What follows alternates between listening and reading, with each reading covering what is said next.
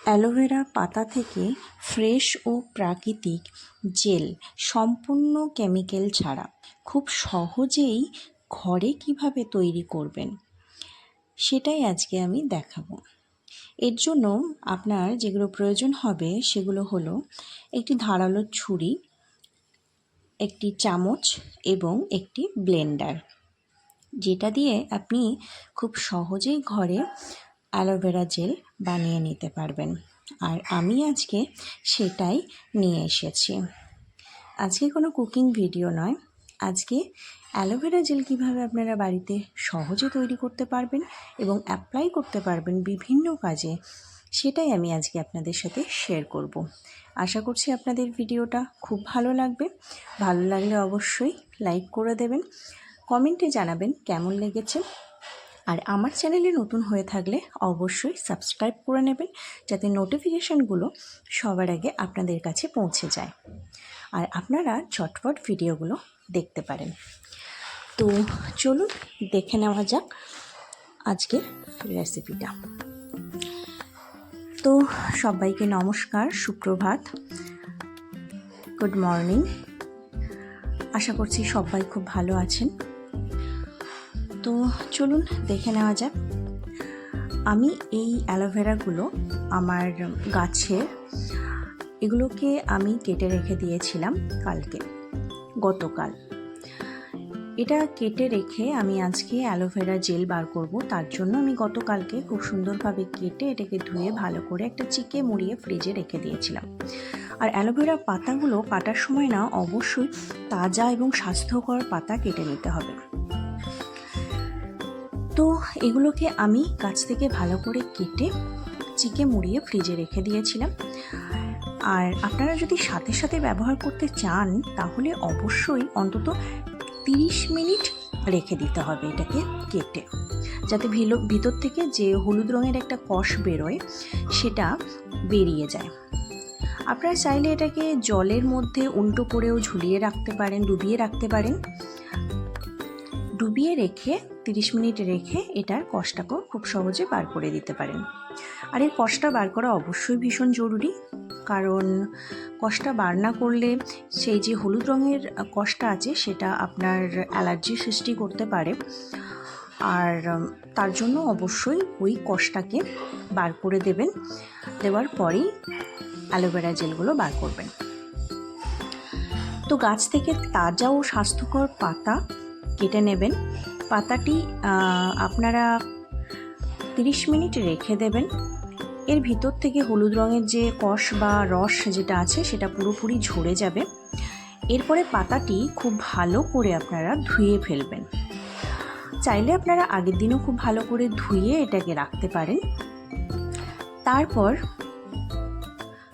দুই ধারে যে কাটা অংশটা আছে সেটাকে আস্তে করে ধারালো ছুরিটা দিয়ে কেটে দেবেন এবং ওপরের যে সবুজ খোসাটি আছে সেটাকেও আস্তে আস্তে করে চাকু দিয়ে ছাড়িয়ে ফেলবেন। খুব সাবধানে কাটতে হবে, কারণ ভীষণ স্লিপি ব্যাপারটা থাকে, ভীষণ পিচ্ছিল একটা পদার্থ এটা, যেটা হাতে লেগে গেলে ধরা এবং কাটা দুটোই কিন্তু খুব কঠিন হয়ে দাঁড়ায়। তো খুব সাবধানে ওটাকে কেটে ফেলে দেবেন। তারপরে ভিতরের যে জেলটা আছে সেটাকে আপনারা এভাবে চাইলে ওই চাকুটা দিয়েই কেটে নিতে পারেন কিংবা চামচ ব্যবহার করতে পারেন। তো আমি দুটোই এখানে দেখাবো। প্রথমে আমি চাকুটা দিয়ে এটাকে এভাবে জেলটার উপরে ভাগ করে নিলাম, তারপরে আস্তে আস্তে করে জেলটাকে আমি কেটে কেটে তুলে নিচ্ছি।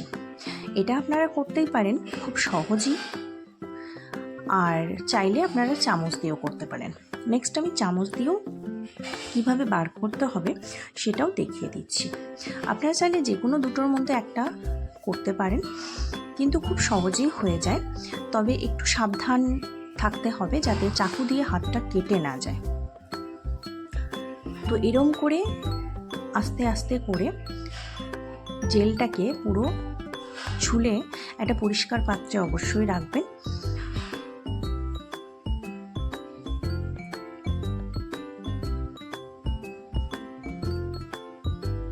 পুরো জেলটাকে আমি এরম করে বার করে নিচ্ছি।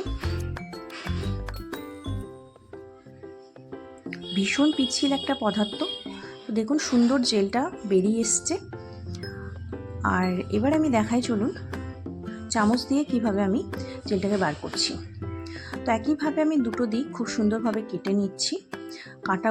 কাটা অংশটা অবশ্যই ফেলে দিতে হবে, না হলে কাটা আরও মুশকিল হয়ে যাবে। তারপর এই উপরের অংশটাকে এভাবে কেটে দিতে হবে।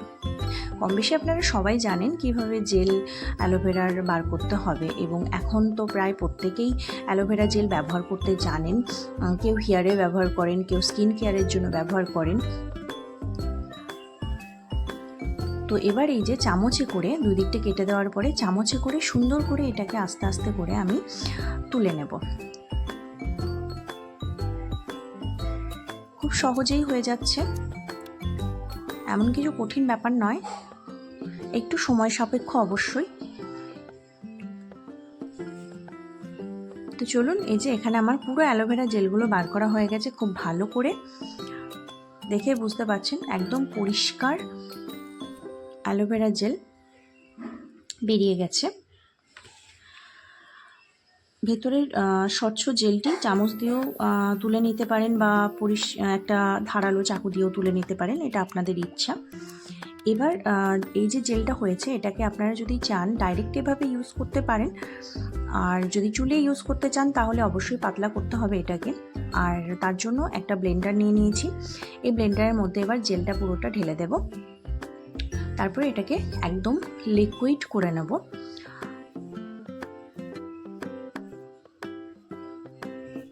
একবার ব্লেন্ডারে দিয়ে ঘুরিয়ে দিলেই খুব সুন্দরভাবে লিকুইড পাতলা একদম জেলটা বেরিয়ে আসবে। আর তারপরে এটা আপনারা বিভিন্ন কাজে ব্যবহার করতে পারবেন, আপনাদের ইচ্ছে মতো অবশ্যই। তবে চুলে ব্যবহার করলে এটার সাথে আপনারা ভিটামিন ই ব্যবহার করতে পারেন, আর স্কিনে ব্যবহার করলে আপনারা তো সিম্পলি ব্যবহার করে নিতে পারেন, কোনো অসুবিধে নেই। তো এই যে আমি ঘুরিয়ে নিয়েছি, খুব সাবধানে ঘোরাতে হবে, নাহলে ছিটকে বাইরে বেরিয়ে আসার সম্ভাবনা থাকে। তো এই যে খুব সুন্দরভাবে পাতলা একদম পুরো কেমিক্যাল ছাড়া ফ্রেশ একদম অ্যালোভেরা জেল প্রাকৃতিকভাবে পুরো বেরিয়ে চলে এসেছে। আর এটা আপনারা এবার বিভিন্ন কাজে ব্যবহার করতেই পারেন। তারপর এটাকে আপনারা যদি চান যে কিছু দিনের জন্য রেখে দেবেন, মোটামুটি 1 সপ্তাহের জন্য, তাহলে আপনারা এটা একটা এয়ারটাইট কন্টেনার নিতে পারেন, বা জার নিতে পারেন, কাঁচের যে কোনো বয়াম নিতে পারেন, যাতে খুশি রেখে আপনারা ফ্রিজে মোটামুটি এটাকে 1 সপ্তাহ মতো রেখে ব্যবহার করতে পারেন, যখন খুশি তখন। তো আজকের আমার এই অ্যালোভেরা জেল ফ্রেশ কীভাবে ঘরে তৈরি করব, সেটা রেসিপিটা কেমন লাগলো কমেন্টে জানাবেন। ভালো লাগলে অবশ্যই একটা লাইক দেবেন, আর চ্যানেলে নতুন থাকলে অবশ্যই সাবস্ক্রাইব করে নেবেন, যাতে নোটিফিকেশানগুলো অবশ্যই আপনাদের কাছে সবার আগে পৌঁছে যায়।